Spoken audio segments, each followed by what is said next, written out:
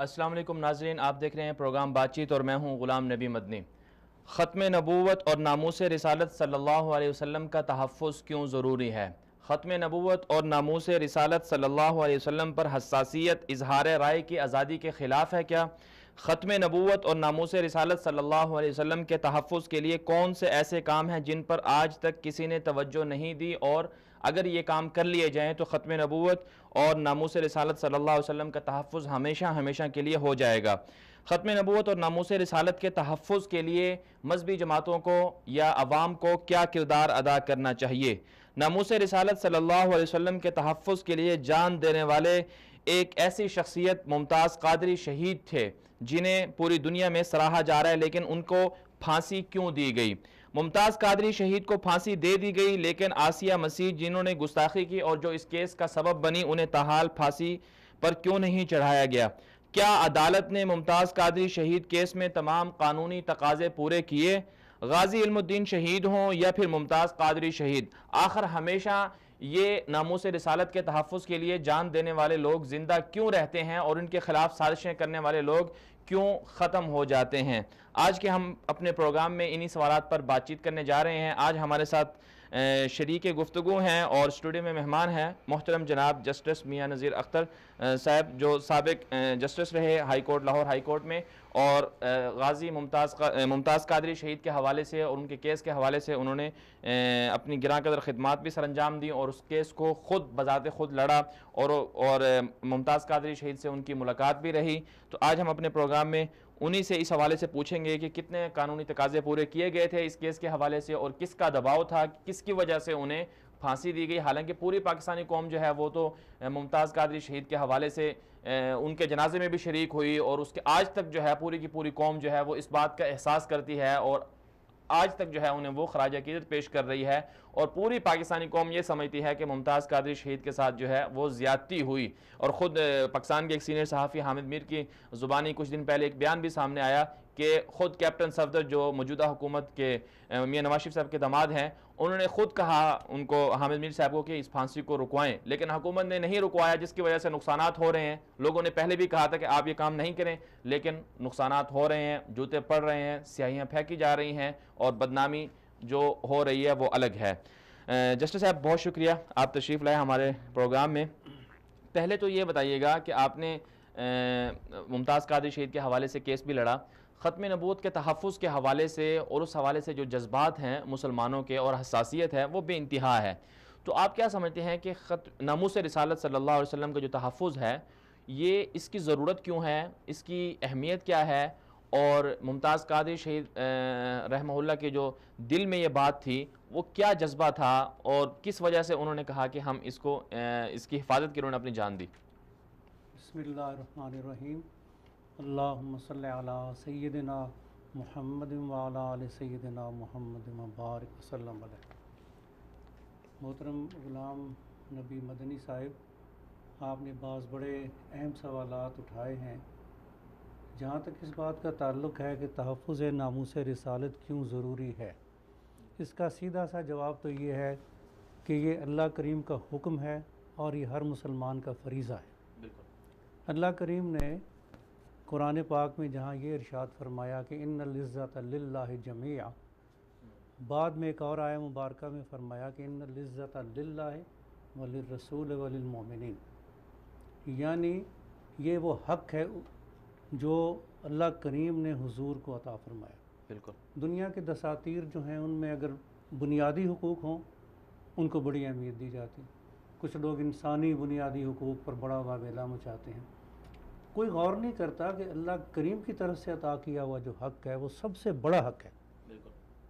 बहैसियत नबी आपका मुकाम बहुत रफ़ीउ शान है, बादस खुदा बुज़ुर्ग, तो ये किस्सा मुख्तसर। और उसके साथ अब अल्लाह करीम वाज़ेह फरमा रहे हैं कि इज़्ज़त उनका हक़ है, इसके बरखिलाफ़ कोई अमल काबिल कबूल है ही नहीं। फिर वाज़ेह फरमाया कि व तुअज़्ज़िरू हो व तुवक्किरू हो, ये वो रसूल मोहतशम बिशान है जिनकी इज़्ज़त व तौक़ीर करो। बिल्कुल, ये भी हुक्म है। यानी एक कुरान का ज़ाब्ता तकरीम नाजिल फरमाया गया। बिल्कुल। और इतनी एहतियात बरती कि آپ کی بارگاہ اقدس میں کوئی مسلمان بھی صاحب ایمان بھی اپنی آواز بلند نہ کرے، یعنی یہ حساسیت کی انتہا ہے بالکل کہ نہیں، یہ بھی رب کریم کو منظور نہیں، اور ساتھ وارننگ دی کہ اگر تم نے ایسا کیا تو تمہیں شعور بھی نہ ہوگا، تمہارے اعمال برباد ہو جائیں گے۔ ایسے احکامات جن میں نیگیٹو لینگویج، منفی لینگویج ہو اور جس کے نتائج یا سزا درج ہو، وہ مینڈیٹری کہلاتے ہیں، یعنی لازمی، ان پہ ہر صورت میں عمل کرنا پڑے گا۔ جی یہ قانون کی انٹرپریٹیشن کا ایک اصول ہے۔ جی تو اب ایک اور جگہ ایک لفظ رائنہ ہے، اس کو استعمال کرنے سے بھی اللہ کریم نے روک دیا مسلمانوں کو بھی، کیونکہ یہودی اس کو ذرا چبا کے رائنہ کر کے بولتے تھے، اس کا ایک معنی تو نعوذ باللہ ہمارا چرواہا بن جاتا ہے، اور دوسرا ان کی زبان میں گالی بنتی تھی۔ بالکل گویا کوئی ذو معنی لفظ بھی جس کا ایک معنی غلط ہو وہ بولنے سے بھی روک دیا گیا۔ سبحان اللہ۔ اب یہ وہ مقام ہے جو اللہ کریم نے آپ کو عطا فرمایا، بالکل بے شمار اور شان قرآن پاک میں بیان کردہ ہے۔ اس کے بعد یہ حکم دیا گیا کہ یہ جو نبی محتشم ہیں ان سے، اللہ سے اور جہاد سے تمہاری محبت ہونی چاہیے۔ ایک آیت طویل، میں اس کا مختصر معنی بتا رہا ہوں کہ اگر تمہیں اپنے یہ اہل و عیال، ماں باپ، کنبہ اور مال دولت اور جو کاروبار اور یہ چیزیں زیادہ عزیز ہیں اللہ، بالکل اس کے رسول اور جہاد سے، یعنی احب الیکم، تمہیں زیادہ محبوب ہیں، تو پھر انتظار کرو یہاں تک کہ اللہ کا حکم آ جائے۔ اس میں ایک وارننگ ہے ایکشن کی، جی گویا ان سب سے بڑھ کر محبت کا اللہ کریم نے حکم دیا۔ تو تحفظ ناموس رسالت نبی پاک صلی اللہ علیہ وسلم کے عظیم الشان مقام کی وجہ سے، اللہ کے حکام کی وجہ سے اور عشق کے تقاضے کی وجہ سے ضروری ہے۔ بالکل عشق کا ایک تقاضا ہے کہ حضور کے ساتھ سچی سچی محبت کی جائے اور ان کی اتباع کی جائے، جی ان کا ذکر کثیر کیا جائے، اور ایک تقاضا یہ ہے کہ محبوب کی ناموس پہ حرف نہ آنے دیا جائے، جی اور اگر کوئی ایسی جسارت کرے تو پھر جو شریعت کے احکامات ہیں ان کی روشنی میں اس کے خلاف فوری کارروائی کی جائے۔ جی تو مغرب اس حوالے سے کیوں یہ ہمیں طعنہ دیتا ہے کہ آزادی اظہار رائے کے خلاف ہے؟ اصل میں مغربی دنیا میں بنیادی طور پر اسلام دشمنی جی اور سرکار صلی اللہ علیہ وسلم کی مخاصمت رچی بسی ہوئی ہے۔ یہ تاریخی ایک حقیقت ہے، یہود و نصارہ میں یہ چیز تسلسل سے آ رہی ہے، جی یہ ان کے خون میں موجود ہے۔ اب ساتھ بہانے تراشنے کے لیے انہوں نے یہ بنا لیا کہ ہماری جو آزادی رائے کا حق ہے وہ سپر ہے، سپریم ہے، اس پہ ہم نہیں چاہتے کہ کوئی پابندی عائد ہو۔ ان کی نظر میں ناموس رسالت کا قانون قدغن لگاتا ہے ان کی اس آزادی پر۔ بالکل اچھا، آزادی ہمیشہ جتنے بھی جورسپروڈنس سے لکھنے والے ہیں کتابیں، وہ کہتے ہیں کہ مادر پدر ایبسولوٹ آزادی کا کوئی کانسیپٹ نہیں ہے، کمپلیٹ فریڈم از انارکی، انتشار کی طرف لے جاتی ہے۔ بالکل تو حدود و قیود کے اندر رہ کر ایک معذرت، یہاں ہمارے ساتھ ایک لائن پہ کال ہیں۔ جی جی السلام علیکم، جی کون ہے لائن پہ؟ جی وعلیکم السلام، جی بھائی کون کہاں سے؟ جی میں بات کر رہا ہوں کوئٹہ سے۔ جی کوئٹہ سے، جی کیا کہنا چاہتے ہیں؟ جی میں رسائی اردو کا پروگرام دیکھ رہا ہوں براہ راست، جی تو اس میں میرا جسٹس صاحب کی سوال ہے جی کہ جی ہمارے جو جید علماء ہے اس نے قادری شیخ کے بارے میں کہا تھا جی کہ اس کو وہ جو سلمان تاثیر کو مارنے کے جی جی لیے جی جی اس کو اس کو اس لیے پھانسی دیا گیا کہ اس نے قانون ہاتھ میں اٹھایا ہے۔ جی قانون تو ہاتھ میں، جی جی ہاں، اس سے پھانسی نہیں دیا گیا کہ اس کو سلمان تاثیر کو مارا ہے۔ تو اس حوالے سے یہ جسٹس صاحب کیا کہتے ہیں سر؟ میرا ایک سوال۔ جی بہت شکریہ آپ کا سوال ہمارے پاس آ گیا ہے۔ جی ناظرین، آپ ہمارے یہ خصوصی پروگرام دیکھ رہے ہیں بات چیت پر آج، اس حوالے سے آپ ہمارے ساتھ کال کر کے آپ اس پروگرام میں شریک بھی ہو سکتے ہیں. تو ہم کال کا سلسلہ آگے بڑھائیں گے، لیکن پروگرام کے آخر میں جا کر ہم آپ ناظرین کی کالیں لیں گے، اور اس حوالے سے جو ہمارا رابطہ نمبر ہے براہ راست لائیو کال کرنے کے لیے آپ پروگرام میں شرکت کر سکتے ہیں. پروگرام کے آخر میں جا کر ہم آخری حصے میں کالیں بھی لیں گے آپ کے، اور جج صاحب آپ کو آپ کے سوالوں کا جواب بھی دیں گے. آپ ہمارا یہ پروگرام دیکھتے رہیے، پروگرام کا سلسلہ آگے بڑھاتے ہیں. جی جس صاحب درمیان میں ایک سوال آ گیا تھا، اس کو بعد میں کرتے ہیں. ٹھیک ہے، تو آپ انشاءاللہ اپنی اس کا بات جواب جی دیں گے. تو یہ آپ کا جو سوال ہے کہ مغرب نے ایک بہانہ تراشا ہے کہ ہماری آزادی رائے جی اور حریت فکر پہ کوئی قدغن نہیں ہو سکتی. یہ بات بالکل غلط ہے. اپنے آپ بھی وہ اس طرح کی آزادی نہیں دیتے، اور قانون حدود و قیود کے اندر آزادی دیتا ہے. بالکل. یہ جو سوچ ہے اس نے اتنا پروپیگنڈے کے یعنی تحت لوگوں کے ذہنوں کو مسموم کیا کہ انڈیا کے ایک علامہ وحید الدین خان ہیں، بالکل وہ بھی اس سے متاثر ہوئے، اور انہوں نے ایک کتاب لکھی ہے کہ سب و شتم رسول کا مسئلہ قرآن و حدیث کی روشنی میں. جی. اچھا، مجھے وہ کتاب پڑھ کے بڑا دکھ ہوا. علامہ صاحب کی بہت سی کتابیں بڑی اچھی ہیں جن کو میں نے بھی پڑھا، اور یہ کتاب پڑھنے کے بعد میں نے محسوس کیا کہ وہ دراصل اصل جو روح ہے اسلام کے احکامات کی وہاں تک نہیں پہنچ پائے. جی. انہوں نے تو یہ جسارت بھی کر دی کہ نعوذ باللہ حضور کی شان میں کتنی بڑی گستاخی کیوں نہ ہو، سنگین ترین، نعوذ باللہ انہوں نے لکھا ہے کہ یہ کوئی فقہی جرم نہیں ہے، معاذ اللہ، کیونکہ موجودہ حریت فکر کا دور ہے. وہ بھی یہ لکھ رہے ہیں آزادی رائے کا حق ہر ایک کو ہے. انہوں نے ظلم کیا کہ سلمان رشدی کا بھی دفاع کیا کہ اس کو آزادی حاصل ہے، جو رائے دینا چاہتا ہے اس نے رائے دی. اور انہوں نے یہ لکھا کہ زیادہ سے زیادہ ہم یہ کر سکتے ہیں کہ ہم متعلقہ شخص کو ملیں، اس نے ایک غیر اخلاقی حرکت کی ہے، مل کر اس کو سمجھائیں اور عالمانہ وقار سے گفتگو کر کے واپس آ جائیں. بھائی نہیں، یہ آپ نے یہاں ٹھوکر کھائی ہے اور اس میں حقیقت تک آپ نہیں پہنچ سکے. یہ سنگین ترین فقہی جرم ہے جس کی سزا موت ہے، بلا شک و شبہ. قرآنی آیات اور احادیث پاک کی روشنی میں یہ بات بالکل واضح ہے. تو پھر جب دوسری بات یہ بھی ہے نا جیسے صاحب کہ جس بندے کے بارے میں کہا جا رہا ہے جس نے توہین کی ہے، اگر وہ اسے بازی نہیں آ رہا، مسلسل توہین کیے جا رہا ہے، تو پھر ہمیں جب یہ بات کا ادراک ہو گیا، جب وہ مان نہیں رہا، تو دنیا میں سب جگہ یہ عادی مجرم جو ہوتے ہیں ان کو کب تک چھوڑا جاتا ہے؟ بہت سی جگہ ایسی ہیں جن پر توہین ہوتی ہے، اس کی سزا ملتی ہے، ملکہ کی توہین پر سزائے وغیرہ وغیرہ. آگے پروگرام کے آگے بڑھتے ہیں. تو ممتاز قادری کے حوالے سے آپ نے چونکہ کیس بھی لڑا، اور ممتاز قادری کا جو ان کی جو ایک کوشش تھی، جو انہوں نے قربانی دی، اور جو تاریخ میں ہمیشہ یاد رکھی جائے گی. تو آپ ممتاز قادری کے حوالے سے پہلے تو یہ بتائیے ہمارے ناظرین کو کہ آپ کیسے آپ کو کیسے معلوم ہوا، اور ان کے حوالے سے آپ کیسے جانتے ہیں؟ آپ کی ان سے ملاقات بھی ہوئی، تو آپ نے ان کو کیسے پایا؟ ان کی شخصیت کے حوالے سے آپ کیا کہیں گے؟ پہلے تو یہ بتائیے. جی، ممتاز قادری سے میری ملاقاتیں مقدمے کے تقریباً آخر میں ہوئی. ابتدا میں تو ایک حلقہ ہے پنڈی میں حضرت علامہ حسین الدین شاہ صاحب کا، جی، یہ ان کا پورا خاندان، اور ممتاز قادری جی، ان کا حلقہ بگوش ہے. ویسے بیت ان کی الیاس قادری صاحب کے ہاتھ پر ہے، اتاری، الیاس قادری اتاری کے ہاتھ پر. تو سید علامہ حسین الدین شاہ کو انہوں نے مکمل اختیار دیا تھا کہ آپ میرے کیس میں دفاع کے لیے جسے چاہیں وکیل مقرر کر دیں. جی. تو علامہ صاحب نے مجھے چنا اس کام کے لیے، اور مجھے پورا اختیار دیا کہ میں اپنے ساتھ کسی اور وکیل کو رکھنا چاہوں تو رکھ سکتا ہوں.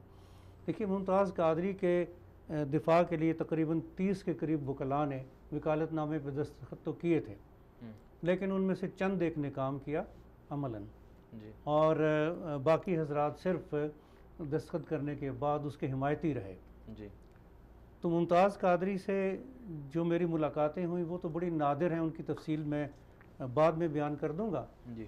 ممتاز قادری ایک بڑا نفیس الطبع انسان تھا. جی. انتہائی اچھے ماحول میں، دینی گھرانے میں اس کی پرورش ہوئی، اور اس کی ذہنی کیفیت یہ تھی کہ ایک بار اس نے اپنے محلے میں دیکھا کہ ایک جگہ گھر کی خواتین آ کے کوڑا پھینکتی ہیں، اور کچھ اوباش لوگ ان پہ آوازیں کستے ہیں، سیٹیاں بجاتے ہیں.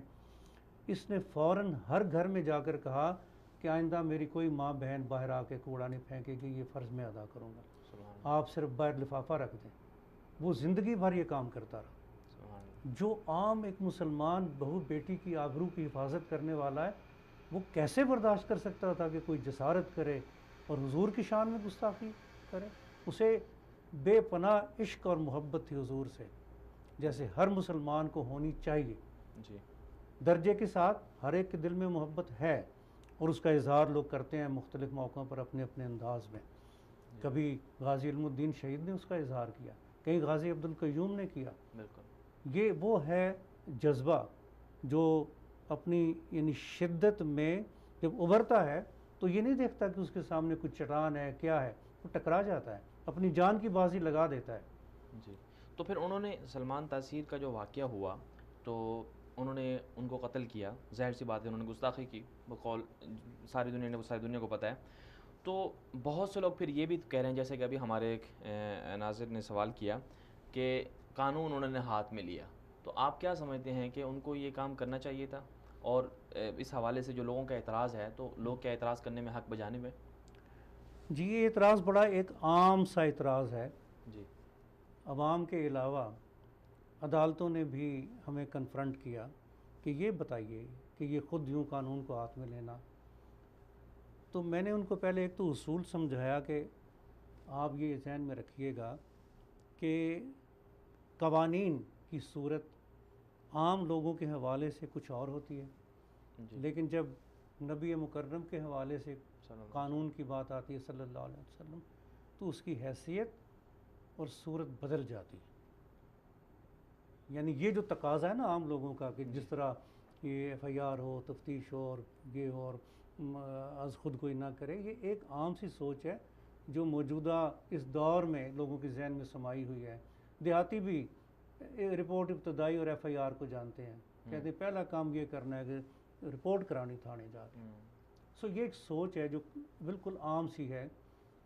سرکار کے حوالے سے میں نے عدالت میں بھی یہ واضح کیا کہ دیکھیے اسلام بیواؤں کی شادی کو انکریج کرتا ہے، بالکل، لیکن سرکار کی نسبت سے قانون بدل گیا، حکم آ گیا کہ ان کی ازواج مطہرات امت کی مائیں ہیں، ان کی بعد میں شادی نہیں ہوگی۔ بالکل یہ مختلف قانون خصوصیت ہے، بالکل، یہ بہت ساری خصوصیتیں ہیں، رسول پاک صلی اللہ علیہ وسلم کی تو بے انتہا خصوصیات ہیں۔ بے انتہا۔ اب یہ فرق جب تک ذہن میں نہ ہو، بندے کے مغز میں سما ہی نہیں سکتا کہ یہاں پر یہ مختلف بات کیوں ہوئی ہے، خود مار دیا، یہ کیا درست ہے یا نہیں۔ یہ سوال ان کے ذہنوں میں ابھرتا ہے جن کو اسلامی قانون، اس کی روح اور حضور کی عظمت اور خصوصیات کا اور عظمتوں کا پتہ ہی نہیں۔ بالکل، دیکھیے سرکار کی نسبت سے یہ اللہ کریم نے بھی واضح کیا کہ ان کی عزت و توقیر کو ہر صورت میں برقرار رکھنا ہے، اور جو اللہ اور اس کے رسول کو ایذا دیں، یہ آیت قرآنی کا مفہوم ہے،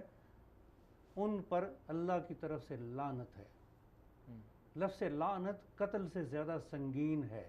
بالکل، جس کو ملعون اللہ کریم قرار دے دیں اور ساتھ ہی واضح کریں کہ ان کے لیے عذاب ہے دنیا و آخرت میں۔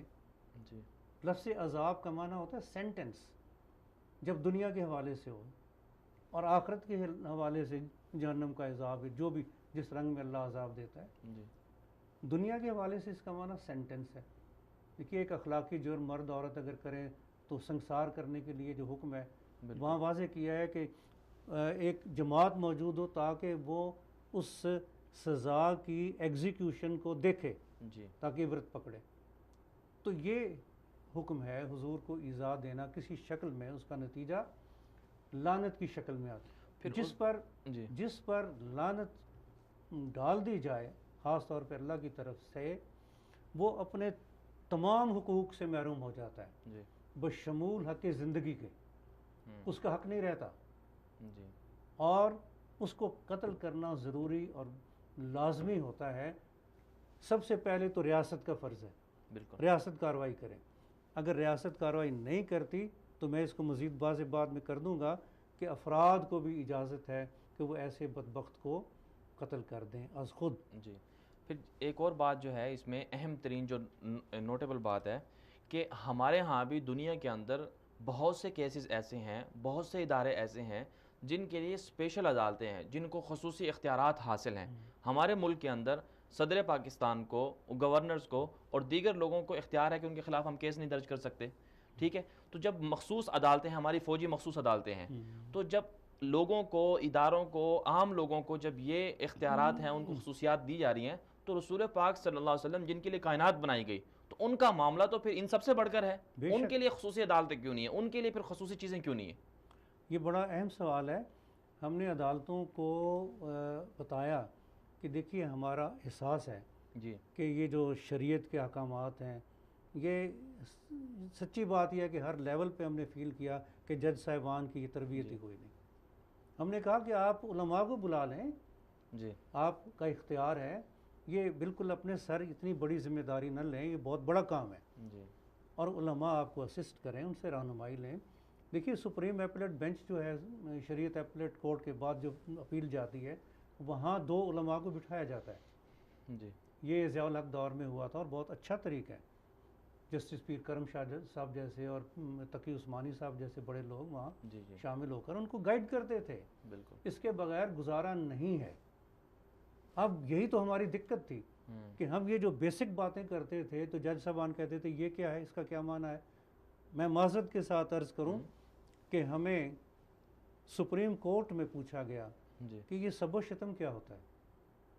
یعنی آپ تصور کریں کہ جج وہ پوچھ رہے ہیں. جج صاحبان کہہ رہے ہیں سب و شتم کیا ہے، یہ ارتداد کیا ہوتا ہے، اور ارتداد مغلظ کیا ہے، یہ استخفاف شریعت کا کیا معنی ہے. یہ وہ بیسک باتیں ہیں. وہ پھر ہم نے کچھ وقت لگا کر اس کے علاوہ اور بھی بہت ساری چیزیں واضح کی، بیان کی. یعنی اس کا مطلب تو پھر یہ ہوا کہ ہمارے ہاں جس طرح سے مختلف چیزوں کی مختلف عدالتیں ہیں، تو اس خصوصی چیز کے لیے بھی الگ سے عدالتیں ہونی چاہیے، ان کو ایکٹیو ہونا چاہیے. درست ہے. یہ تو بہت اچھی تجویز ہے اگر اس پر عمل کریں، اور یہ مقدمے ان عام عدالتوں میں جن ججوں کی سچی بات ہے تربیت اور یہ تعلیم ہے ہی نہیں. بالکل. ایک اور سوال یہ کیا جاتا ہے کہ چونکہ ممتاز قادری شہید نے اس لیے بھی ضروری سمجھا کہ وہ جو بات سامنے آتی رہی کہ آخری وقت میں انہوں نے کہا، انہیں روکا بھی سی سلمان تاثیر کو کہ آپ یہ کام نہ کریں، لیکن انہوں نے آگے سے جری ہو گئے. ٹھیک ہے. اور دوسرا یہ بھی تھا کہ ان کے ذہن میں ایک بات یہ بھی تھی کہ چونکہ گورنر کو استثناء حاصل ہے، لہٰذا نہ مقدمہ ہوگا نہ کچھ چیزیں ہوں گی.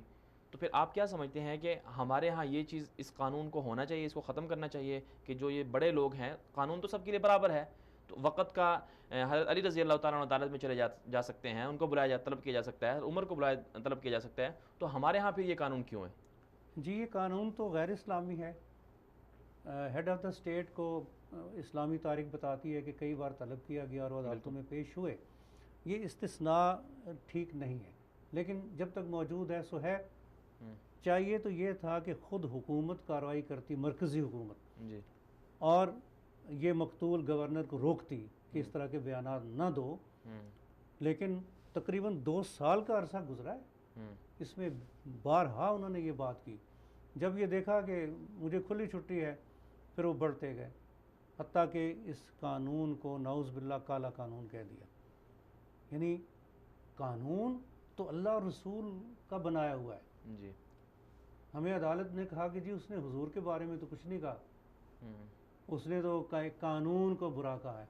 میں نے کہا محترم، قانون جب مبنی ہے اللہ رسول کے احکامات پر، تو اس قانون کی مذمت سے زد پڑے گی مصادر پر، مصادر پر زد پڑے گی، جن پر یہ قانون مبنی ہے، جن کو بیس بنایا گیا ہے، جن کو بیس بنا کر یہ قانون بنایا گیا ہے. اور پھر فقہا نے جو تصریحات کی ہیں ان کی روشنی میں یہ قانون بالکل درست بنایا گیا ہے. ہم نے عدالت کے اس کہنے پر، عدالت اپنی طرف سے کئی باتیں اٹھاتی تھی کہ جی اس کا مقصد یہ توہین نہیں تھا، وہ تو دراصل چاہ رہا تھا قانون میں بہتری لائی جائے تاکہ اس کا غلط استعمال نہ ہو. میں نے کہا یہ باتیں آپ اول تو اپنی طرف سے فرما رہے ہیں، چلیے اگر ایسا بھی ہو تو جو فرق ہے نا سبسٹینٹیو لا میں اور پروسیجرل لا میں، وہ ذہن میں رکھنا چاہیے. سبسٹینٹیو لا ہوتا ہے اثباتی اور اصل قانون، جیسے قرآنی آیات اور احادیث پاک میں حضور کی توہین کو ایک جرم قرار دیا گیا اور اس کی سزا موت بتائی گئی ہے.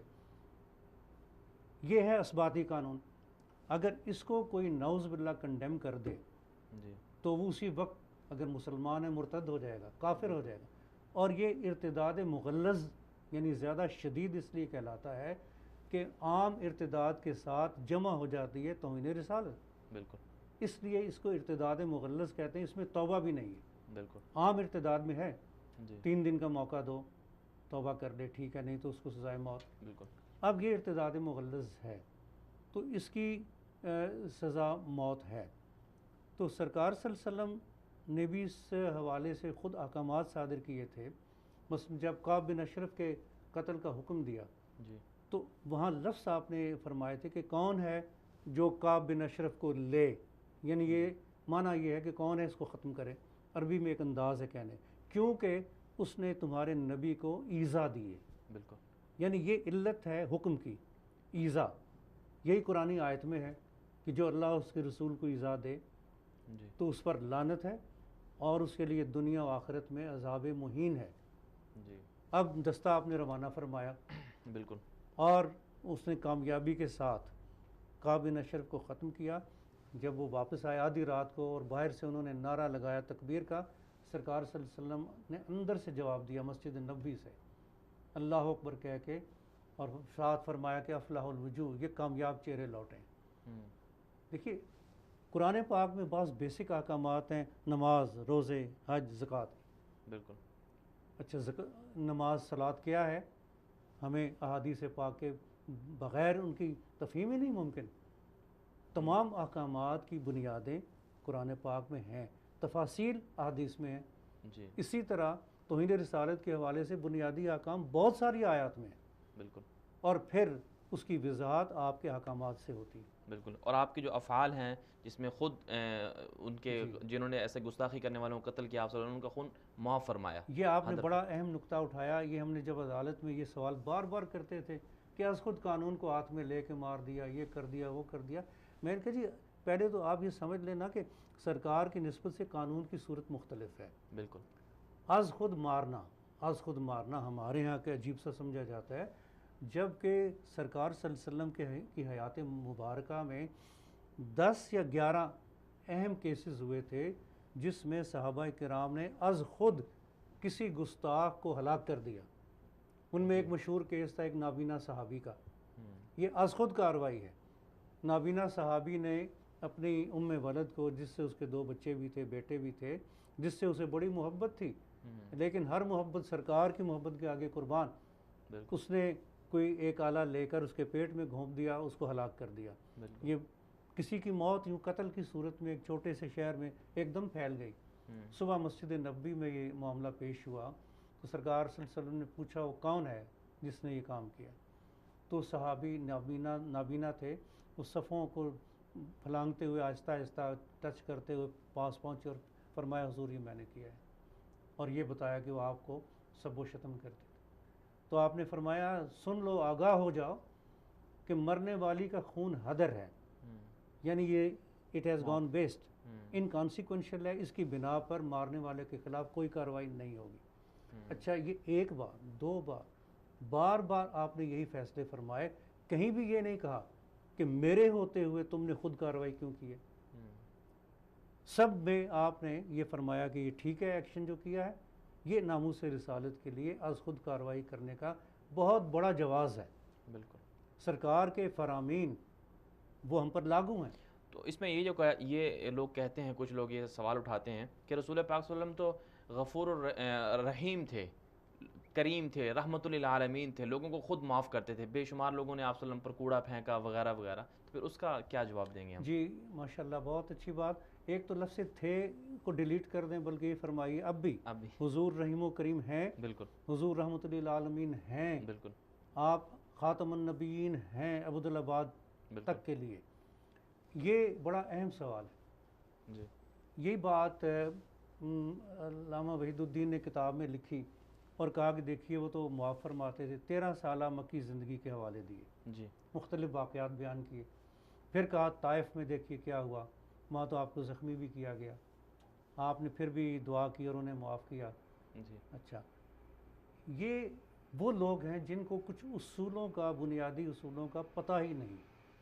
جی. وہ ایسی باتیں کہتے ہیں. جی. میں نے ان باتوں کا کئی جگہ جواب عدالت میں بھی دیا. انہوں نے بھی ایک سپریم کورٹ میں جج صاحب تھے, انہوں نے مجھے یہی پوچھا کہ آپ نے زیادہ معاف کیا, حتیٰ کہ فتح مکہ کے وقت جج صاحب نے یہ فرمایا کہ سب کو معاف کر دیا ہے جی, اور یہی آپ کی شان ہے, آپ رحمۃ للعالمین. اور مجھے کہتے ہیں سختی سے, آپ لوگ بار بار کہتے ہیں مار دو, قتل کر دو, یہ کیوں, یہ رویہ کیوں؟ میں نے کہا محترم, پہلی بات تو یہ ہے کہ فتح مکہ کے وقت بھی سب کو معاف نہیں کیا. 17 کے خلاف آپ نے سزائے موت سنائی تھی, بالکل استثناء وہاں بھی تھی, ان میں کچھ توہین رسالت کے مجرم تھے. بالکل. انہوں نے کعبے کے پردے جا کے پکڑ لیے, کعبے کی دیواریں پکڑ لی جا کے. میں گزارش کروں کہ آپ نے فرمایا کہ ان میں ایک مجرم وہ ہے عبداللہ ابن قتل, اگر تم اسے بیت اللہ شریف کے پردوں میں لپٹا پاؤ تب بھی حرم کے اندر اسے قتل کر دینا. بالکل. حرم جہاں پر جو داخلوں سے پناہ مل جاتی ہے, امن ملتا ہے, توہین رسالت کے مجرم کو وہاں بھی پناہ نہیں ہے. یہ آپ کے ارشاد پاک کی روشنی میں. چنانچہ عبداللہ بن قتل جس نے سوچا آج مجھے کہیں پناہ نہیں ملے گی, تو حرم میں چلا گیا, پردوں میں چھپا, اس کو وہاں پا لیا گیا, ڈیٹیکٹ کیا گیا, اس کو گرفتار کر کے مقام ابراہیم پر لایا گیا اور وہاں اس کی گردن اڑا دی گئی. حرم کے اندر بھی توہین کرنے والوں کو پناہ نہیں ہے, وہ اپنے تمام حقوق سے محروم ہوتے ہیں بشمول حق زندگی کے, ہر حق سے محروم ہوتے ہیں وہ. اب یہ وہ حقیقت ہے جس کو سمجھتے نہیں, ادراک نہیں ہے لوگوں کو. اچھا, اہم بات کیا ہے کہ یہ جو مکہ پاک کی زندگی اور طائف کے واقعات جو ہوئے, یہ اس دور میں ہوئے جو تحریک کا دور تھا. ابھی ریاست اسلامی قائم نہیں ہوئی تھی, قوانین کا اطلاق اور نفاذ ریاست میں ہوتا ہے.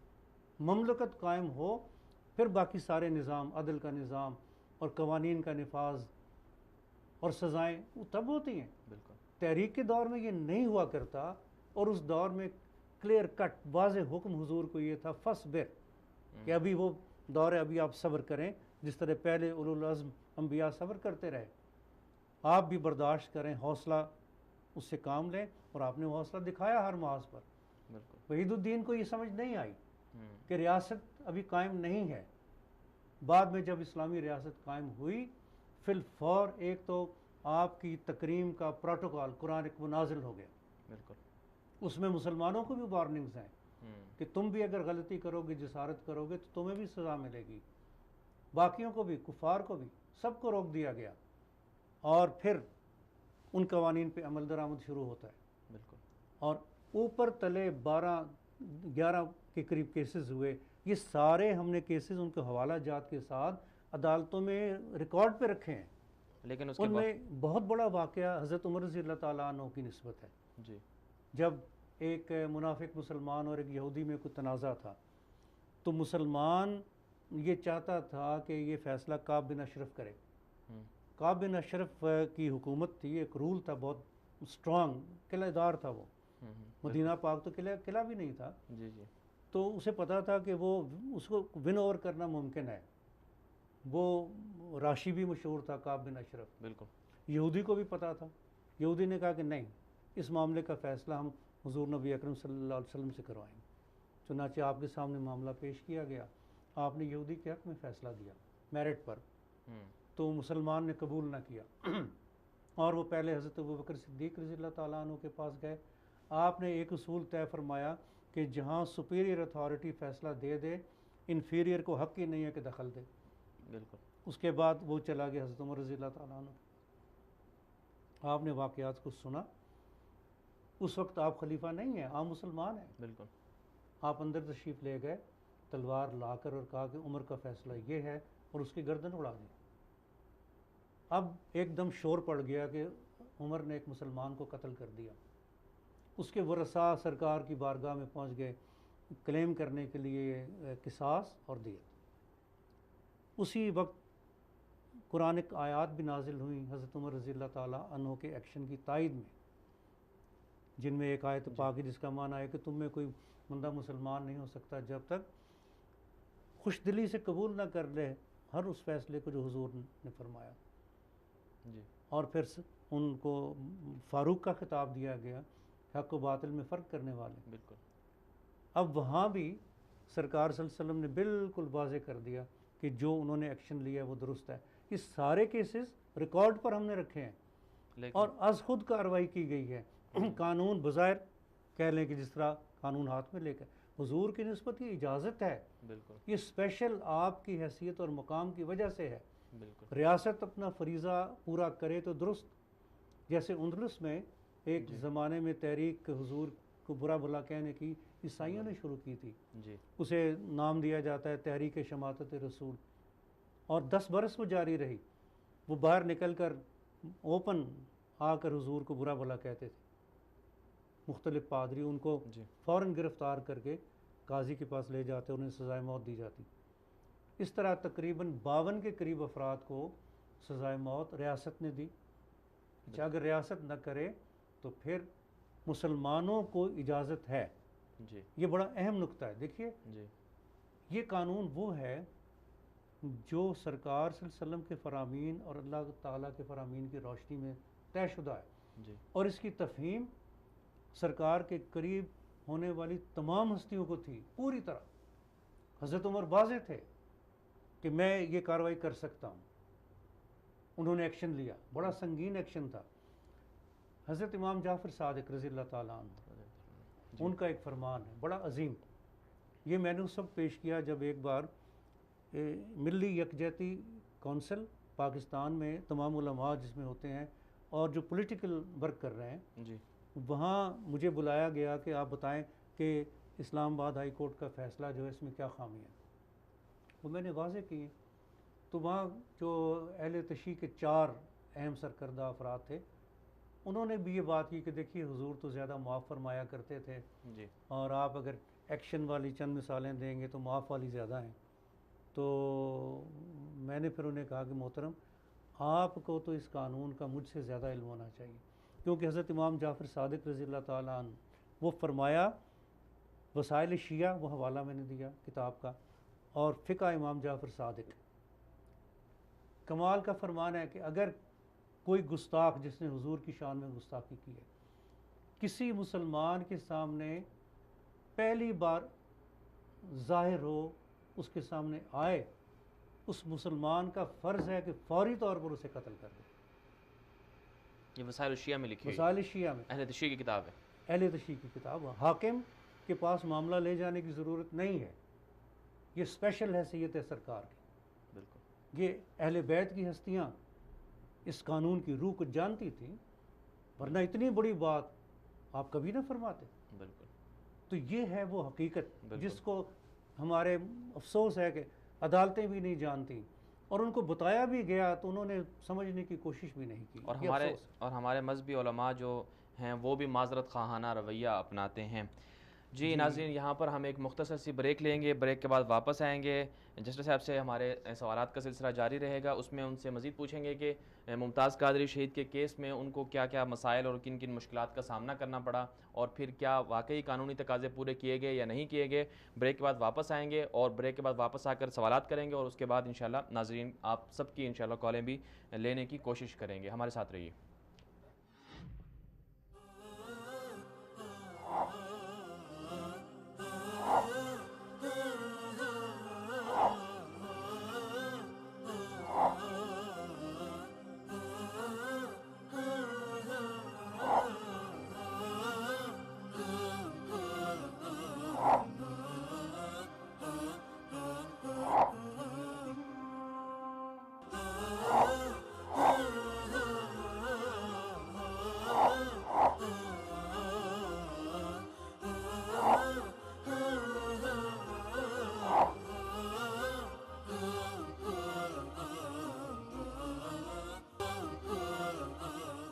ویلکم بیک ناظرین. آج ہم بات کر رہے ہیں ناموس رسالت تحفظ کے حوالے سے اور عقیدہ ختم نبوت کے حوالے سے, اور ممتاز قادری شہید رحمہ اللہ کے جو کیس تھا اس حوالے سے بات کر رہے ہیں. ہمارے ساتھ ممتاز قادری شہید کا کیس لڑنے والے محترم جناب جسٹس میاں نذیر اختر صاحب ہمارے ساتھ تشریف فرمائے ہیں.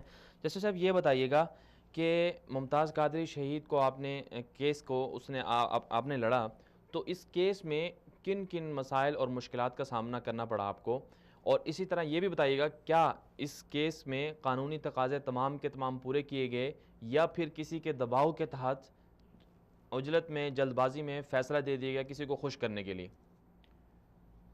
جی ایسا ہے کہ جہاں تک مشکلات کا تعلق ہے اس میں بہت زیادہ ریسرچ ورک ضروری تھا، جی جس کے لیے دن رات کچھ علماء نے بھی کام کیا، کچھ ہمارے ساتھی جو وکلاء تھے انہوں نے کام کیا۔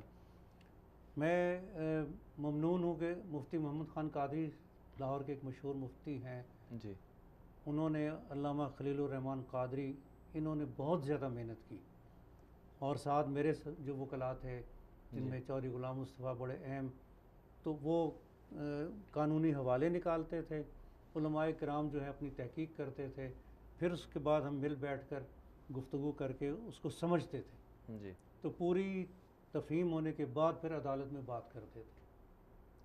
تو اس طرح اللہ نے یہ مشکلیں تو آسان کر دی ہیں۔ جی باقی جہاں قانونی تقاضے پورے کرنے کا تعلق ہے اس میں ہم محسوس کرتے ہیں کہ صحیح طور پر قانونی تقاضے پورے نہیں کیے گئے، اور بہت سے اہم نکات ایسے ہیں جو ہم نے اٹھائے وہ عدالت میں فیصلے میں لکھے ہی نہیں گئے۔ مثلاً ہم نے یہ ایک پوائنٹ ریز کیا تھا کہ جرم جو بظاہر بنتا ہے وہ قتل ہے، جی ایک بندے کو مار دیا گیا، جواز کو بھی ہم ایک طرف رکھ دیتے ہیں، لیکن قتل کی جو سزا ہے وہ دفعہ 302 اے بی اور سی، اس کے 3 اجزاء ہیں۔ جی اے کے تحت اگر سزا ہو تو وہ حداً قصاص میں قتل کیا جانا ہے، جی اس کی کچھ شرائط ہیں، وہ پوری ہوں تو پھر سزا حد کی دی جاتی، لیکن چونکہ وہ شرائط پوری نہیں ہوئی تھی اس لیے ممتاز قادری کو دہشت گردی کی عدالت نے سزا 302 بی میں دی، یعنی تعزیراً سزائے موت، تعزیراً سزائے موت۔ جی میں نے عدالت کے سامنے یہ بات رکھی، جی خاص طور پر سپریم کورٹ میں تا دیر اس پر بحث ہوتی رہی۔ جی سرکار صلی اللہ علیہ وسلم کا فرمان ہے کہ اگر حد ساقط ہو جائے تو پھر اس کی مثل سزا تعزیر میں نہیں دی جا سکتی، یعنی یہ فقہ قانون ہے۔ سینٹنس آف ڈیتھ نہ رہی، جی یعنی اب حداً قتل کرنا نہ رہی تو ساقط ہو گیا، جی اب آپ اس کے بعد عمر قید کریں، تعدیباً ہے بالکل، وہ تعزیراً نہیں ہے، ریاست پر محمول ہے، ہاں ریاست پر ہے، وہ تعدیب کے تحت سزا دے، جتنی سزا دے سکے، لیکن قتل کی پھر بھی نہیں بنتی ہے۔ قتل کی نہیں بنتی، قتل نہیں بنتی۔ اور وہ جب احادیث پاک ہم نے رکھی، ساتھ میں نے حوالہ دیا سیکشن 338F کا، جی یہ باقاعدہ اس کا حصہ ہے ہمارے قانون کا، پینل کوڈ کا، جس میں CRPC کا ضابطے کا ہے کہ اس سے وہ پینل کوڈ کا حصہ ہے جس میں 302 بھی آتا ہے۔ جی میں اپنے چونکہ اس وقت حافظے پر زور ڈال کے ریکلیکٹ کر رہا تھا، تو اس کے اندر لکھا ہوا ہے کہ اس چیپٹر کے تحت جتنے بھی جرائم ہیں ان کا فیصلہ کرتے وقت عدالت کے لیے ضروری ہے it shall get guidance, it shall be guided by the injunctions of Islam as laid down in the Holy Quran and Sunnah of the Holy Prophet۔ سبحان اللہ۔ اتنا واضح ہے جی اس کہ کے بعد عدالت کے لیے ضروری ہے کہ ان مقدمات کا، جن میں 302 قتل بھی ہے، فیصلہ کرتے ہوئے آپ کو لازمی طور پر رہنمائی لینا ہوگی قرآن و حدیث قرآن و حدیث سے۔ جی اب احادیث پاک ہم نے پیش کر دیں اور راستہ کوئی نہیں تھا سزائے موت دینے کا، انہوں نے دلیل لکھی ہی نہیں ہے، فیصلے میں دلیل لکھی نہیں، نہیں لکھی۔ یعنی کہ اس کا مطلب تو یہ ہوا کہ کیا کہ جو ان کو پھانسی دی گئی ہے، پھانسی کی سزا دی گئی ہے، وہ تعزیراً دی گئی ہے، اور تعزیراً جب حد ساقط ہو جائے تو پھر تعزیراً وہی سزا نہیں دی جا سکتی۔ اس کا مطلب ہے کہ غلط پھانسی دی گئی ان کو، قانوناً غلط پھانسی دی گئی۔ جی بلا شک و شبہ ایسا ہی ہے۔ تو کیا اس کے علاوہ بھی آپ سمجھتے ہیں کہ کیا ہمارے ہاں قانونی طور پر کبھی ایسا ہوا کہ کسی پر حد آتی ہو اور لیکن پھر وہ حد وہاں سے ساقط ہو گئی شرائط نہ ہونے کی وجہ سے، پھر تعزیراً اس کو پھانسی دے دی گئی؟ کیا کبھی اور بھی کیس ایسے ہوئے ہیں؟ جی میرے سامنے اس وقت تو ذہن میں نہیں ہے، لیکن ایسے کیسز ضرور ہوتے ہیں جن میں فرض کریں ہاتھ کاٹنے کی سزا ہے، تو شرائط پوری نہ ہو تو تعدیباً کچھ کم تر سزا قاضی کو اختیار ہے کہ وہ دے سکتا ہے۔ پھر اس کا مطلب تو یہ ہوا کہ اگر کسی نے دیا ہے تو پھر شرعاً بھی یہ سزا ٹھیک نہیں ہے؟ جی بالکل نہیں ٹھیک، شرعاً تو ویسے ہی نہیں بنتی تھی ان کو، بلکہ تو عاشق رسول تھے وہ تو۔ یہاں میں آپ کو ایک بات بتاتا چلوں کہ سپریم کورٹ میں جب ہمیں لیو گرانٹ کی گئی کافی یعنی بحث کے بعد، سخت بحث کے بعد، جی تو حیرت مجھے یہ ہوئی کہ عدالت نے از خود ایک سوال وضع کر دیا کہ کیوں نہ ممتاز قادری کو حداً 302A میں سزا دی جائے. اللہ کے بندو، نہ تو گورنمنٹ نے اپیل کی اس پر. اچھا معذرت از خود. جی معذرت، ہمارے سے کالر ہیں لائن پر. جی جی السلام علیکم، کون کہاں سے؟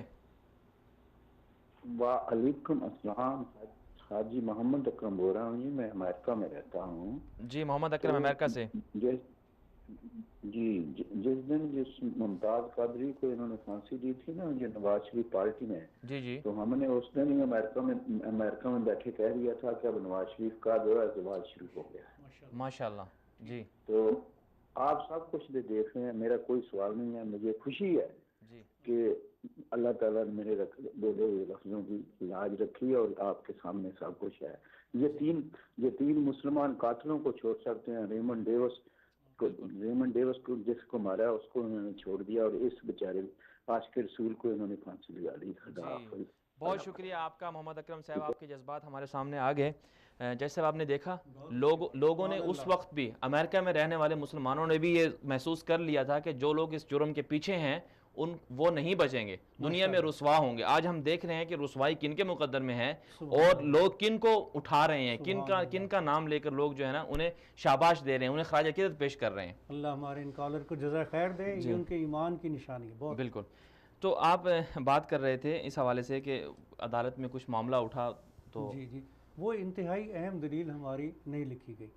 اسی طرح چونکہ وقت کم ہے اور بہت ساری ہماری دلیلیں وہ صحیح نہیں لکھی گئیں، ان کی شکل بگاڑ کر اس ایک دلیل کو آپ کمزور کر دیں، اس کے بعد اس کو رد کر دیں، آسان ہوتا ہے نا. ہم نے مثلا دلیل یہ دی کہ آخری جو گفتگو مقتول میں اور قاتل کے درمیان ہوئی تھی، اس کا بہترین گواہ وہ شخص تھا جو گورنر کے پاس 5 فٹ کے فاصلے پر تھا. اس کا نام ہے شیخ وقاص. اس کو پیش کرنا یہ اسٹیٹ کی ڈیوٹی تھی. وہ شروع سے آخر تک ہر بات کا گواہ تھا، اسے پیش نہیں کیا گیا. اب عینی گواہ کو نہیں پیش کیا گیا. عینی گواہ جس نے ساری وہ گفتگو سنی، باقی تو لوگ کچھ دور تھے نا. یہ جو تھوڑی سی گفتگو لاسٹ ہوئی تھی، ممتاز قادری نے جسارت کی کہ آپ بھی امتی ہیں، آپ نے یہ کیوں ایسی باتیں کہہ رہے ہیں، کالا قانون اور یہ. تو اس وقت اس نے غصے میں، رعونت تھی نا اس وقت، تکبر تھا عہدے اور کرسی کی وجہ سے، اس نے کہا کہ نہ صرف یہ کالا قانون ہے، نعوذ باللہ، اٹ از مائی شٹ. بس سڈن یہی تھی بات. اس کے بعد اس نے فائر کر دیا فوراً. دیکھیے وہ شخص ممتاز قادری، نفیس اور دیانتدار اور اچھا آدمی، 70 کے قریب افراد کے ساتھ VVIP ڈیوٹی دے چکا تھا. اس کے دل میں کوئی خرابی نہیں تھی، نہ دہشت گرد تھا، وہ پرامن شہری تھا. ایسی بات اگر نہ ہوتی، ایک تو وہ پہلے ہی دل میں کوڑ رہا تھا کہ بار بار اس کو کالا قانون کہہ رہا ہے اور کوئی کارروائی نہیں ہو رہی، پرچہ درج نہیں ہو رہا. لوگ گئے، علماء اور وکلاء، پرچہ درج نہیں کیا گیا. تھانے دار نے بھگا دیا کہ تم ہوش میں ہو، گورنر کے خلاف ہم پرچہ درج کریں گے. بس یہ صورتحال تھی. اگر ریاست اپنا فرض پورا کرتی، گورنر کو معزول کر دیتی یا پرچہ ہونے دیتے، کم از کم درج ہونے دیتے، تو اتنی شاید صورت پیش نہ آتی ایسی. بالکل. تو کیا آپ سمجھتے ہیں کہ یہ جو فیصلہ ہوا، حکومت کا بھی اس میں کچھ نہ کچھ حصہ تھا کہ انہوں نے مجبور کیا کہ یہ فیصلہ ایسا ہی ہونا چاہیے، یا اور بھی کہیں سے دباؤ تھا ججوں پر بھی؟ جی اس طرح کہ میں چونکہ 14 برس ہائی کورٹ میں رہا، اللہ کا شکر ہے کبھی دباؤ کی صورت نہیں تھی. میں محسوس کرتا ہوں کہ دباؤ سے بڑھ کر یہ عدالتوں نے خود لغزش کھائی ہے. ان کو تفہیم ہی نہیں ہو پائی، اور انہوں نے کچھ جینون جس کو کہتے ہیں سمجھنے کی کاوش وہ نہیں کی. مجھے دکھ یہ ہے کہ سپریم کورٹ میں جب ہم نے اتنے کھول کر دلائل پیش کیے، آپ دیکھیں گے کہ ان کے پیرا 2 کے اندر یہ لکھ دیا گیا، اس سارے دلائل کو جیسے ایک پوٹلی باندھ کے پرے پھینک دیا جائے. یہ انہوں نے کیا کہ ہمارے سامنے کچھ شریعت اور اسلامی قانون کی روشنی میں دلائل پیش کیے گئے، مگر یہ ہمارا اختیار نہیں ہے یہ دلائل فیڈرل شریعت کورٹ میں یا اسلامی نظریاتی کونسل میں پیش کریں. یہ 100% غلط بات ہے. یہ فیصلہ پیرا 2 میں جو کیا گیا، اس سے عملاً یعنی جس کو کہتے ہیں نا وی ور کنڈیمڈ انہرڈ، ہمارے قیمتی ترین دلائل کو ایک طرف پھینک دیا گیا. اس سے تو پھر عدالتی جو نظام ہے اس کے اوپر بھی سوال نشان ہے کہ اتنا بڑا آپ کا سسٹم ہے، اتنا قانون ہے، آپ سب چیزوں کو سمجھتے ہوئے آپ نے پھر بھی نہیں فالو کیا ان چیزوں کو؟ جی ایسا ہی حرف آتا ہے بے شک. میں یہ سمجھتا ہوں کہ شاید دباؤ کہیں سے ہے یا نہیں مجھے نہیں پتہ. عام طور پہ عدالتیں دباؤ اس طرح قبول نہیں کرتی ہیں، جی اعلیٰ عدالتیں خاص طور پر. مازہ ہمارے ساتھ ایک لائن پر کالر ہیں. جی جی السلام علیکم، کون کہاں سے؟ میں لودھرا شہر سے بول رہا ہوں بھائی. جی کیا نام ہے؟ ہیلو، جی بھائی کیا نام ہے آپ کا؟ میرا نام حافظ نذیر بول رہا ہوں میں. جی حافظ نذیر صاحب کیا کہنا چاہیں گے پروگرام کے حوالے سے، ممتاز قادری شہید کے حوالے سے؟ میں یہ کہنا چاہ رہا ہوں کہ جس نے ممتاز قادری صاحب کو پھانسی دی ہے، جس قانون نے، نواز شریف کے قانون نے، جی انشاءاللہ اس دن سے آج تک یہ اس کے عذاب میں جا رہا ہے نا نواز شریف. بالکل. میں یہ کہنا چاہتا ہوں کہ نواز شریف کے ساتھ جو بھی ہو رہا ہے نا، یہ غلط اس نے جو کیا نا ممتاز قادری صاحب کے ساتھ، جی اس کی وجہ سے یہ ہو رہا ہے. جی اس کی وجہ سے ہو رہا ہے. بہت شکریہ، آپ نے اپنے جذبات کا اظہار کیا. جسٹس صاحب دیکھیے لوگوں کا ابھی بھی جذبہ مختلف جگہ سے آ رہا ہے. جی آپ بتا رہے تھے کہ کیس کے حوالے سے کہ پیرا 2 میں دیا ہے، پیرا 1 میں نہیں دیا. اس کی وجوہات کیا تھی؟ پیرا 1 میں کون سی شرائط تھی جو پوری نہیں ہو رہی تھی؟ پیرا 1 میں تو انہوں نے انٹروڈکٹری باتیں کی نا کیس کی، اس کے بعد فوراً ہی پیرا 2 میں آ کے ہمارے جو اسلامی قوانین کی روشنی میں دلائل تھے ان کو باندھ کے کنارے کر دیا. جی حالانکہ اصولاً دیکھیے جب ایک قانون کو اسلامی شکل دے دی گئی، جیسے تھیفٹ ہے یا زنا کا جرم ہے، جی اب اس کی مزید جب بھی انٹرپریٹیشن ہوگی اور اطلاق ہوگا، وہ سارا اسی عدالت کا فرض ہے جو کیس سن رہی ہے کہ وہ اس کی تعبیر و تشریح کرے. دوبارہ شریعت کورٹ میں جانے کی ضرورت نہیں ہے، ہرگز نہیں ہے. یہ انتہائی شاکنگ بات لکھی گئی ہے وہاں فیصلے میں. جی تو اس کے علاوہ ممتاز قادری شہید کے علاوہ تو جیسے آپ نے اس میں یہ بھی ذکر کیا کہ بہت سی جو قانونی تقاضے ہیں وہ بھی جس طرح ہم نے بتایا کہ پورے نہیں ہوئے. تو کیا اس سے پھر یہ نہیں سمجھا جاتا کہ عوام کا پھر عدلیہ سے اعتماد اٹھنا ہی بالکل ٹھیک ہے؟ عوام اب یہ سمجھ رہی ہے کہ عدلیہ ہمیں انصاف مہیا نہیں کر سکتی. ایسا ہے کہ جنرل اعتماد تو خیر نہیں اٹھتا، کسی ایک کیس میں اعتماد اٹھتا ہے. بہت سے وہ اچھے فیصلے کرتے ہیں، اعتماد پھر بحال ہو جاتا ہے. جرأت دکھاتے ہیں تو کہتے ہیں یہ ٹھیک ہے. ہاں یہ ضرور ہوا اس کیس میں تو، کیونکہ بہت زیادہ لوگوں میں احساسات تھے. وہ توقع رکھتے تھے کہ اس عاشق رسول کے حوالے سے قانون کے مطابق فیصلہ ہوا. دیکھیے قانون ایک گنجائش چھوڑتا ہے کہ اگر کہیں اشتعال کا عالم ہو نا، تھوڑا بہت بھی اشتعال کا، تو سزائے موت کبھی نہیں دی جاتی. جی ہمارا پوائنٹ اس کیس میں یہ تھا کہ یہ وہ کیس ہے جس میں شدید ترین اور مسلسل اشتعال ہے، جو وقت کے ساتھ کم نہیں ہوتا بلکہ بڑھتا جاتا ہے. میں نے عدالت میں یہ کہا کہ اگر اس وقت لوگوں کو پتہ چلے کہ باہر سلمان رشدی موجود ہے، لوگ فوری طور پر اس کو ختم کر دیں گے. یہ جذبات وہ ہیں جو وقت کے ساتھ بڑھتے ہیں، کم نہیں ہوتے. یہ ایسا اشتعال. میں نے عدالتوں میں فیصلے پیش کیے سپریم کورٹ کے کہ 2 کیسوں میں آپ نے یہ کیا کہ معمولی اشتعال ہے، جیسے ایک ساس وہ اپنے داماد کو سرزنش کرتی ہے وقتاً فوقتاً، داماد جا کے چھری خرید کے اس کو ہلاک کر دیتا ہے. سپریم کورٹ کہتی ہے چونکہ یہ سرزنش کی بیک گراؤنڈ ہے، ایڈمانش کرتی رہی ہے، لہٰذا سزائے موت نہیں. اللہ کے بندو، یہ اتنی معمولی بات پر آپ نے کم، اور زور کی محبت میں جو شدید ترین اشتعال تھا اس کو آپ نے اہمیت ہی نہیں دی. ایک اور کیس میں نے پیش کیا جس میں ایک بندے کی بیوی اغوا ہوئی جی اور پرچہ درج ہو گیا، اب قانونی کارروائی ہو رہی ہے. 15 دن بعد وہ جو خامن تھا اس نے ایبڈکٹ کرنے والے، اغوا کرنے والے کو دیکھا جی، اس نے اس کو گولی مار دی. اب عدالت نے کہا اس میں چونکہ یہ تھوڑا بیک گراؤنڈ ہے، ایسی اشتعال کا عالم تھا، لہٰذا سزائے موت نہیں ہوگی. ممتاز قادری کے کیس میں یہ ساری باتیں وہ بھول گئے. شدید ترین اشتعال ان کے دماغ میں نہیں سمایا، اور ایسی ہستی کے بارے میں. اور بے شک آنی، یہ ہمارا ایک دکھ ہے. آخر میں یہ بتائیے گا ہمارے ناظرین کو کہ اس کیس میں اور عمومی طور پر ناموس رسالت صلی اللہ علیہ وسلم کے تحفظ کے حوالے سے یا ختم نبوت عقیدہ کے تحفظ کے حوالے سے مذہبی جماعتوں نے کیا کردار ادا کیا، اور اب تک جو کام وہ کر رہے ہیں کیا ان کے کام کرنے جو ہے جس لائن پر وہ چل رہے ہیں کیا وہ ان کی لائن درست ہے، سمت درست ہے، یا انہیں کوئی ایسے کام کرنے چاہیے تھے کہ ہمیشہ ہمیشہ کے لیے جو ہے نا ناموس رسالت کا راستہ بھی رک جاتا, کہ اس کی توہین کرنے والوں بھی رک جاتے, اور اسی طرح جو ہے ختم نبوت کا جو مسئلہ ہے بار بار قادیانی اٹھاتے ہیں وہ بھی رک جاتے. ایسا کون سا کام ہے جو انہوں نے نہیں کیا؟ جی انہوں نے اپنے اپنے طور پر اپنے اپنے کیمپ میں الگ الگ کام کیے ہیں, لیکن متحد نہیں ہو پائے. کاش انہیں یہ سمجھ آ جاتی کہ اس وقت اتحاد انتہائی ضروری ہے. بالکل. اپنی انا کے بت انہیں توڑ دینے چاہیے تھے جی, اور متحد ہو کر یہ کاوش کرنی چاہیے تھی. بعد میں جب 60 یا 70 لاکھ کے قریب جنازے میں لوگ گئے ہیں, وہ سارے جنون جذبے کے ساتھ ہی گئے تھے. بالکل.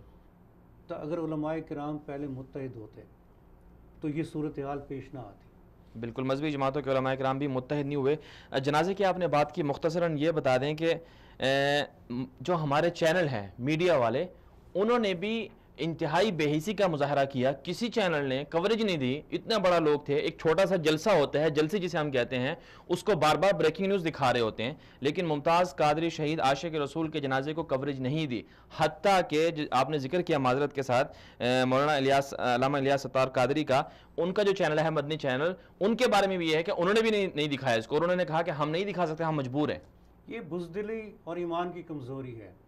جو چینلز ہیں وہ تو حکومت کی ہدایت کے مطابق چلتے ہیں. حکومت نے کہہ رکھا تھا کہ یہ مناظر جنازے کے نہیں دکھانے. یہ کہہ رکھا تھا کہ ہمارے جو آرگومنٹ ہیں عدالت میں یا اخبارات میں نہیں چھپنے. اگر ہمارے یہ دلائل صحیح معنوں میں چھپ جاتے, جو دن رات محنت کر کے ہم نے کیے تھے, تو لوگوں کی اور مائنڈ میکنگ ہوتی. بالکل, لوگوں کو پتہ چلتا کہ مجرم کون ہے. چلتا. جی میں آپ کو بتاؤں کہ عدالت میں موجود کتنے ہی وکلا میرے دلائل سن کر بعد میں گلے مل کے روتے تھے, کہتے تھے ہم پہلے خلاف تھے, ہم قانون دان یہ سمجھتے کہ جی پہلے رپورٹ ہو, ایف آئی آر ہو, یہ وہ, اب آپ کے دلائل کے بعد ہمیں سمجھ آ گئی, ہم آپ کے ساتھ ہیں. تو یہ کیفیت اور بڑھ جاتی. وہاں 60 لاکھ سے دگنی مخلوق ہوتی اگر یہ ساری باتیں چھپتی. لیکن یہ ظلم کیا ہے گورنمنٹ نے بھی. دیکھیے گورنمنٹ نے تو اس کیس کے فیصلے سے بہت پہلے ایک سنگین توہین عدالت کی تھی, لیکن کوئی نوٹس نہیں لیا گیا. پنجاب اسمبلی میں قرارداد پیش کی گئی تھی کہ ممتاز قادری مجرم ہے اور اس کو سزائے موت دی جائے.